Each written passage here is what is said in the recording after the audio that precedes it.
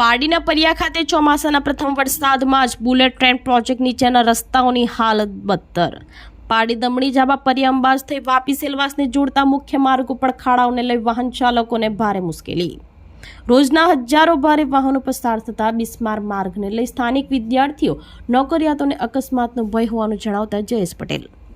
પારડીના Pariya વેલવાગઢ road ઉપર bullet train પ્રોજેક્ટની કામગીરી ચાલી રહી છે, જ્યાં હાલ ચોમાસાના પ્રથમ વરસાદમાં જ બુલેટ ટ્રેન પ્રોજેક્ટ નીચેના રસ્તાઓની હાલત દયનીય બની ગઈ છે। પારડી દમણી ઝાપા પરિયા અંબાજ થઈ વાપી અને સેલવાસને જોડતા મુખ્ય માર્ગ ઉપર હાલ વાહન ચાલકો ભારે મુશ્કેલીનો સામનો કરી રહ્યા છે। એક તરફ બુલેટ ટ્રેનનું કામકાજ ચાલી રહ્યું છે તો બીજી તરફ તેની નીચે આવેલા રસ્તાઓ પહેલા જ વરસાદમાં ધોવાઈ જતા રોડ ઉપર મોટા મોટા ખાડાઓ પડી ગયા છે। દમણી ઝાપાથી વાપી અને સેલવાસ તરફ જતો આ એક અત્યંત મહત્વનો માર્ગ છે।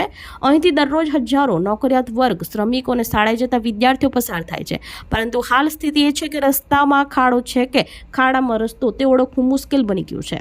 સ્થાનિક જયેશભાઈ પટેલે જણાવ્યું કે પરિયા, સેલવાસ અને વાપી જેવા ઔદ્યોગિક વિસ્તારોને જોડતો આ રોડ હોવાથી અહીં ભારે વાહનોની સતત અવરજવર રહે છે। પરિણામે દર ચોમાસે આ રસ્તાની સ્થિતિ બદતર બની જાય છે। ચોમાસામાં રસ્તો બગડતા કલાકો સુધી ટ્રાફિક જામ સર્જાય છે। ટુ વ્હીલર અને બાઇક ચાલકો માટે આ રસ્તો જીવલેણ બન્યો છે। અત્યાર સુધીમાં અનેક વાહનો પલટી મારી ચૂક્યા છે। રાત્રિના સમયે યોગ્ય લાઇટિંગ ન હોવાને કારણે અકસ્માતનો ખતરો બેવડાઈ જાય છે। અહીંથી રોજ નોકરી માટે જવું ખૂબ જ જોખમી બની ગયું છે। બાળકો શાળાએ જાય છે ત્યારે સતત ડર રહે છે। વારંવાર રજૂઆતો કરવા છતાંય તંત્ર દ્વારા માત્ર કાગળ ઉપર જ કામ થાય છે, ખાડાનું યોગ્ય પુરાણ થતું નથી।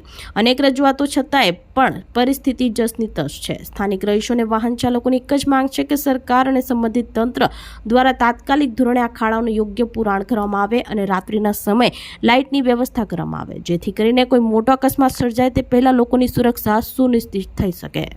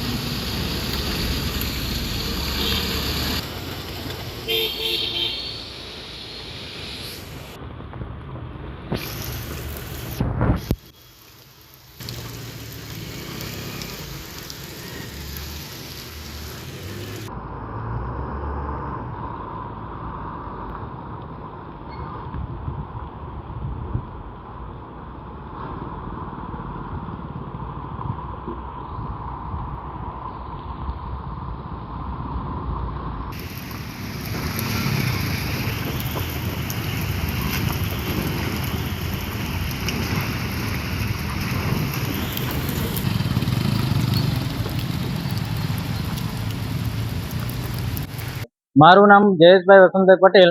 હું પરિયા વેલવાગઢ હરણફળિયામાં ઊભો છું।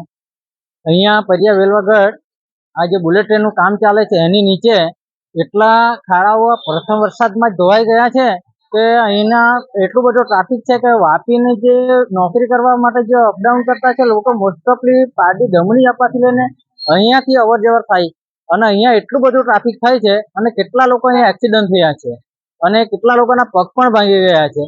સરકાર અત્યારે શું કરી રહી કઈ ખબર નથી પડતી। ખાડા અત્યારે હવે રસ્તામાં ખાડો છે કે ખાડામાં રસ્તો છે એ ખબર નથી પડતી, એટલી હાલત અહીંયા ખરાબ છે। રાત્રે તો અહીંયા કોણ અહીંયા આવીને જોઈ એવી પરિસ્થિતિ ખરાબ થઈ ગઈ કે હવે અહીંયા લાઇટ બી નથી। અહીંયા લાઇટનો પ્રોબ્લેમને લીધે અને રાત્રે કોઈ એક્સિડન્ટ થયું હોય તો અહીંયા કંઈ ખબર પણ નથી પડતી, એટલું ખરાબ છે અહીંયા। અત્યારે હવે જેમ બને તેમ જલ્દી આ રસ્તાનું નિરાકરણ થાય એવી સરકાર પર અમે આશા રાખીએ છીએ। આ રસ્તો છે પારડી દમણી ઝાપાથી લઈને અંબાજ, પરિયા થઈને અંબાજ થઈને વાપી અને સેલવાસને જોડતો રસ્તો છે, એટલે એના માટે રસ્તા અવર જવર બી વધી ગઈ છે। અહીંયાથી હવે પરિયા ઇન્ડસ્ટ્રીઝ આવી ગયું છે અને સેલવાસ બી ઇન્ડસ્ટ્રીઝ એરિયા છે, વાપી પણ ઇન્ડસ્ટ્રીઝ એરિયા છે, એટલે ભારે વાહનોની બી અવર જવર એટલી બધી વધી ગઈ છે કે એના કારણે દર ચોમાસામાં આ રસ્તા પર અહીંયા ખાડા પડે જ છે। એટલી રજૂઆત છતાં આ ખાડાનું પુરાણ થતું નથી।